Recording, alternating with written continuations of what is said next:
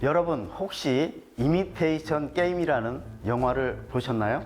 예, 그 전쟁 났을 때 그 암호 해독기 만든 앨런 튜링이라는 수학자 얘기. 예. 네네, 맞습니다. 네. 이 영화 이미테이션 게임은 사실은 암호 해독기를 통해서 2차 세계대전을 2년이나 앞당기고 약 1,400만 명의 사람을 살린 그 영국 천재 수학자 앨런 튜링에 대한 일대기거든요. 앨런 튜링이 과연 기계가 생각을 할 수 있을까라는 이 의문점에서 바로 인공지능이 개발이 되었습니다.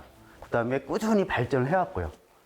그렇지만 이러한 발전 속에서 인공지능은 우리 생활 속에 많이 나와 있기 때문에 그 정의는 다양해지고 또 어떻게 가야 될지 하는 것들은 많은 문제점을 갖고 있거든요.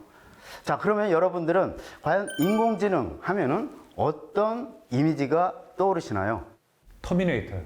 인공지능 스피커가 요즘 가장 큰 이슈라고 생각합니다. 네, 저는 가장 인상 깊었던 인공지능을 꼽자면 알파고가 또 알파고. 떠오르는 것 같아요. 네. 인공지능 개념은 다양하잖아요. 근데 일반적으로는 인공지능 하면은 지능형, 즉 똑똑하게 생각하고 행동하는 기계, 뭐 이런 것도 보통 생각을 하고요. 또 전문가적인 입장에서는 지능을 가진 메커니즘, 뭐 이렇게 평가를 할 수 있어요.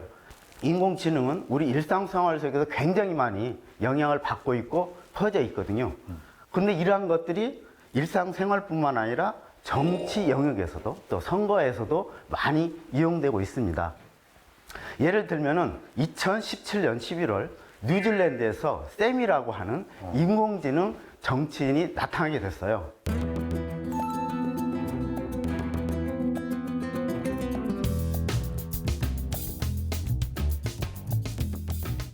근데 이것은 사람이 아니라 인공지능이라고 하는 것이거든요. 교수님, 근데 그 정치를 우리가 머리로 한다고도 하지만 뭐 가슴으로 한다 이런 얘기를 하는데, 그렇다면 그 인공지능 정치인은 뭐 이렇게 선거 앞두고 시장 가서 어묵 먹거나 이런 건 못 할 거 아닙니까? 네, 예. 예, 그럼 가능하지 않잖아요, 그런 게. 인공지능은 그 인간처럼 지능이나 행동이 발전되어 있지 않기 때문에 시장을 가거나 그렇게 할 수는 없습니다. 그러나 이제 의사소통의 측면에서 본다면은 인공지능 정치인 샘은 소프트웨어예요. 그래서 페이스북에서 유저들과 소통하고 그 다음에 인구 문제라든지 또 다양한 기후 변화라든지 이러한 문제점들을 소통하고 의사소통을 하면서 서로 의견을 나누는 거거든요. 근데 이제 샘은 장점이 뭐냐 했냐면 기억력도 좋고 도덕성도 부정부패가 없기 때문에 아주 좋거든요. 그리고 다양한 정보를 갖다 모아서 하기 때문에 공정성도 있어요. 혹시 여러분들은 이러한 인공지능 정치인과 인간 정치인이 대통령 후보에 나왔다.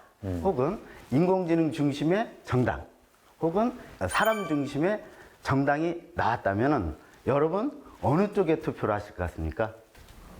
저 같은 경우는 대표성에 좀 의문이 생기지 않을까라는 생각이 들었어요. 어쨌든 많은 경우에 그 대의민주주의를 실현하고 있는데 인간인 저를 과연 인공지능이 대표할 수 있을까라는 의문부터 생각이 들 것 같습니다.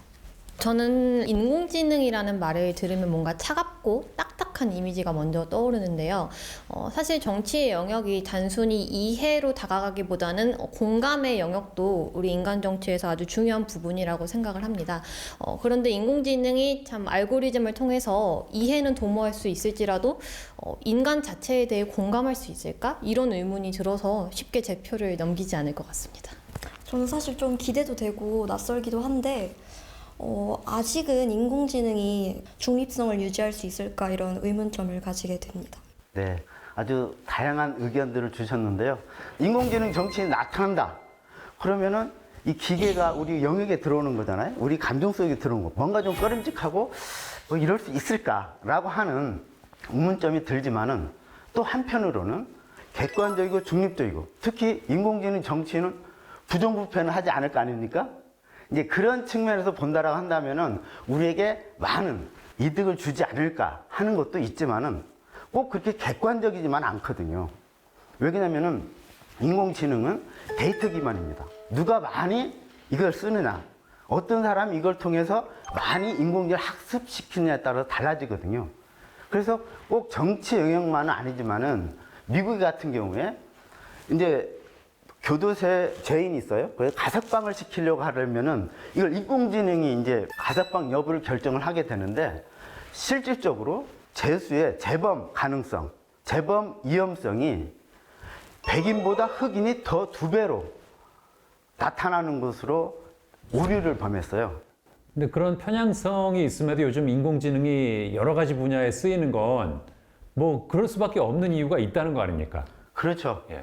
사실은 효율성이 높고 비용이 적게 들어요.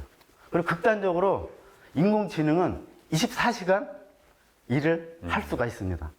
자, 이런 것들 때문에 일상생활 속에서 이제 인공지능이 더욱더 보편화되고 우리 곁에 가까이 와 있습니다.